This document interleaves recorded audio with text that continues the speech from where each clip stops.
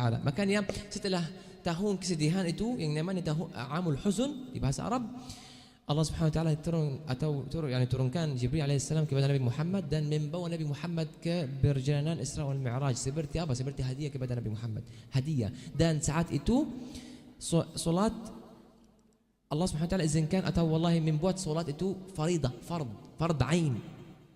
Fard wajib.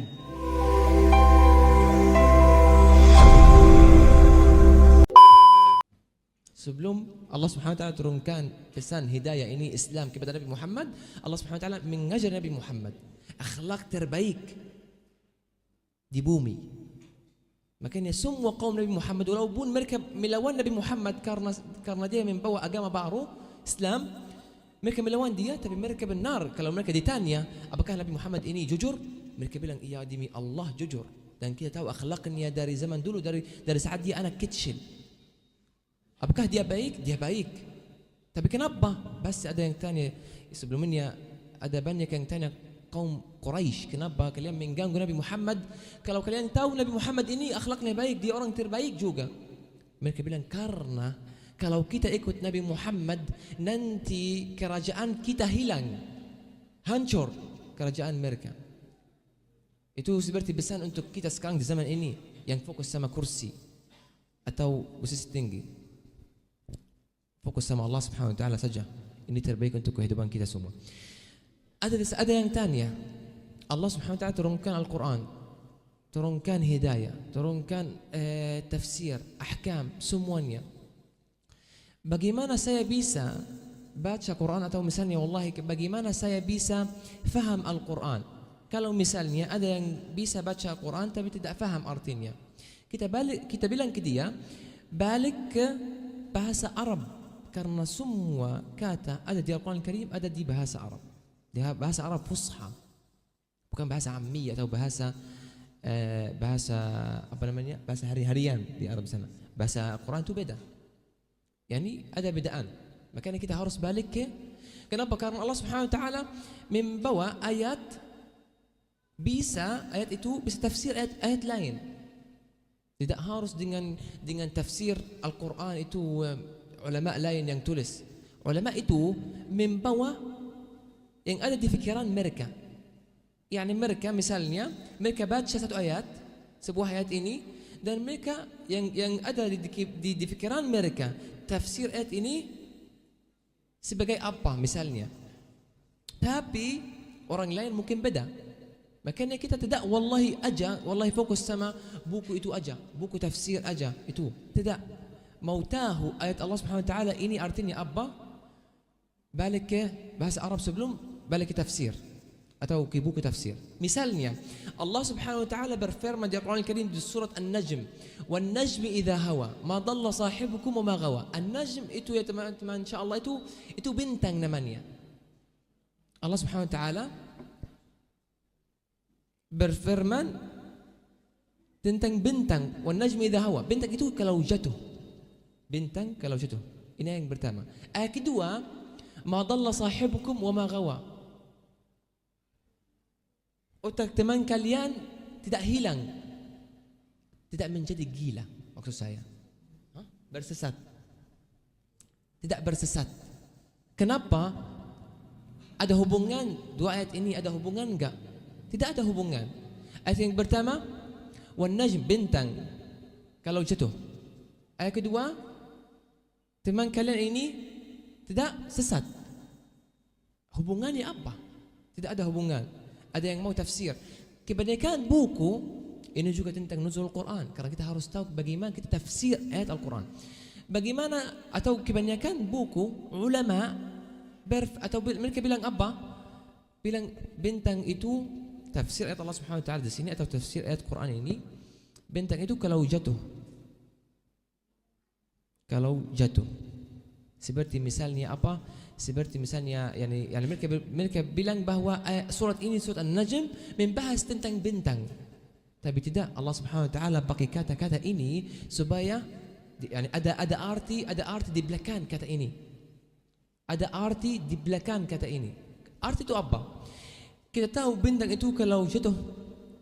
Kenapa? Karena sudah misalnya tidak bagus lagi, tidak aktif lagi, tidak kuat lagi bintang itu misalnya, sudah hancur misalnya. Ini yang kita tahu.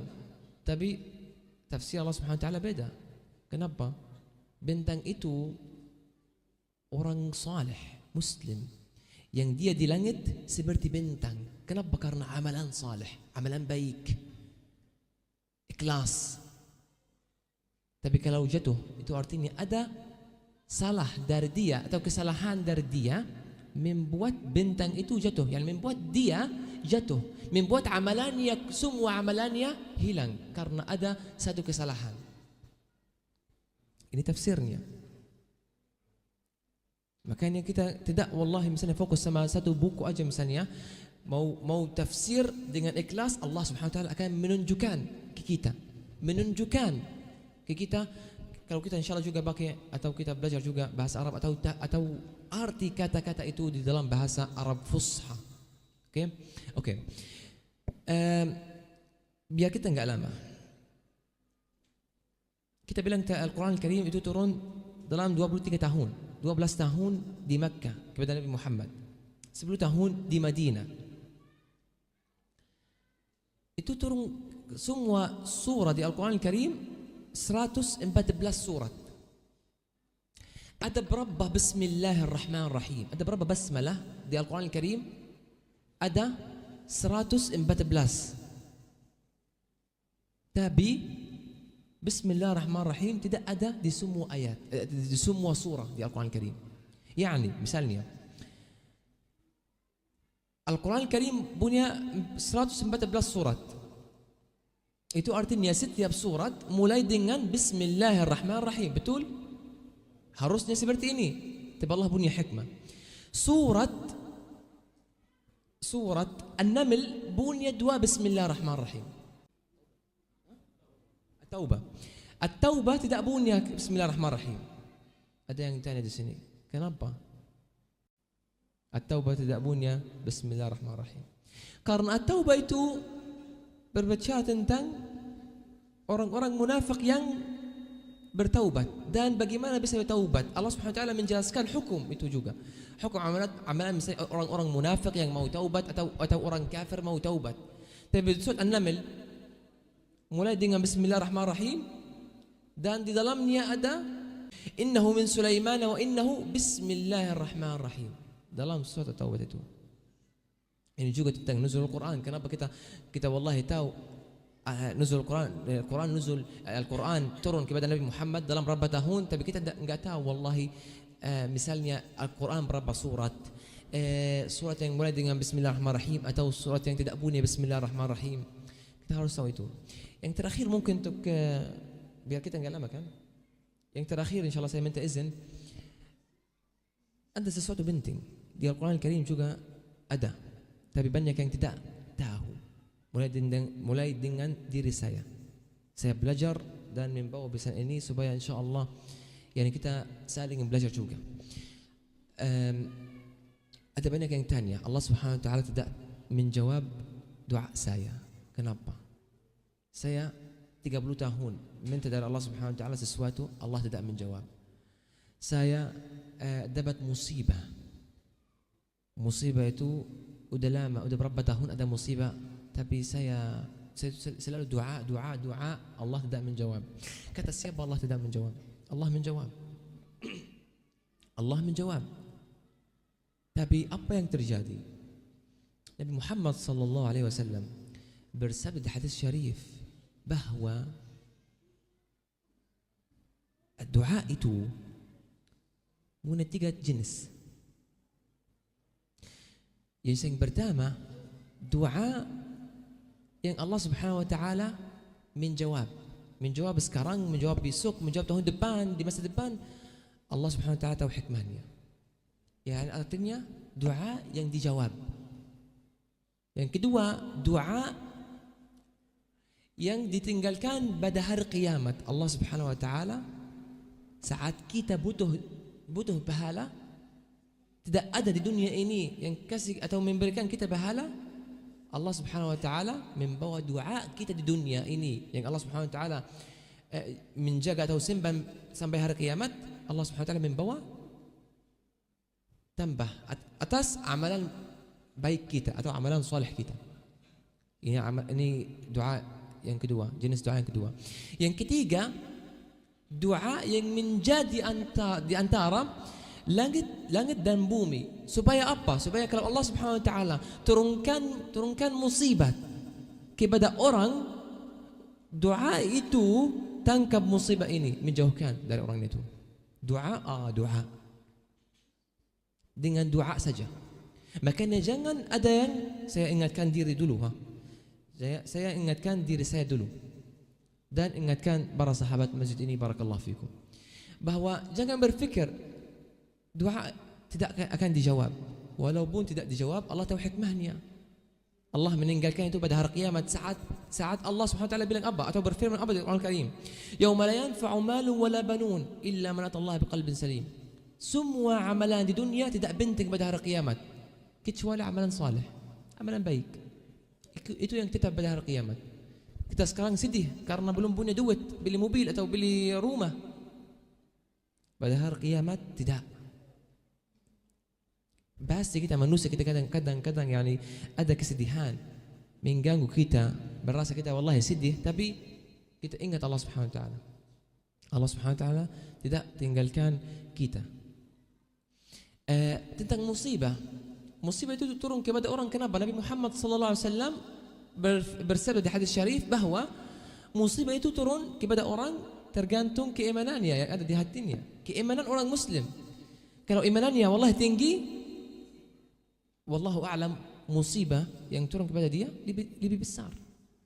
Tergantung keimanan. Nabi Muhammad punya berapa anak meninggal. Al-Qasim, Ibrahim, Zainab, Kulthum, istrinya meninggal, bapaknya meninggal, ibunya meninggal, ayahnya meninggal. Siapa lagi? Kakinya meninggal. Nabi Muhammad, apakah bilang ya Rabb, kenapa? Kenapa ya Allah? Tidak ada orang lain ya Allah kecuali saya Allah. Kenapa Kenapa semua yang dekat sama saya mati? Nabi Muhammad tidak bersabda atau tidak bilang wallahi seperti ini. Kenapa? Karena dia harus menghormati sama Allah Subhanahu wa taala. Makanya setelah tahun kesedihan itu yang namanya tahun amul huzun di bahasa Arab, Allah Subhanahu wa taala turunkan Jibril alaihissalam kepada Nabi Muhammad dan membawa Nabi Muhammad ke perjalanan Isra wal Mi'raj. Seperti apa? Seperti hadiah kepada Nabi Muhammad. Hadiah. Dan saat itu solat Allah Subhanahu wa taala izinkan atau wallahi membuat solat itu faridah, fard ain. Fard wajib. Semua orang muslim yang sadar, semua orang muslim sadar harus solat. Kenapa? Karena pertanyaan pertama pada hari kiamat solat. Tapi solat tanpa akhlak tidak mungkin bisa. Tidak mungkin. Kenapa? Karena kita dengar atau kita ingat Nabi Muhammad SAW bersabda di hadis syarif juga bahwa ada orang yang akhlaknya tidak baik, atau wallahi karena dia punya banyak dosa, tapi saat dia kasih air kepada anjing di jalan, Allah Subhanahu wa taala membuat amalan ini amalan saleh, menghapus semua dosanya, masukin dia di surga karena amalan ini. Akhlak itu penting. Ini juga akhlak. Ini yang kita mau sampaikan hari ini, kita nggak mau lama. Barakallahu fikum. Jazakumullah khair. Saya minta maaf.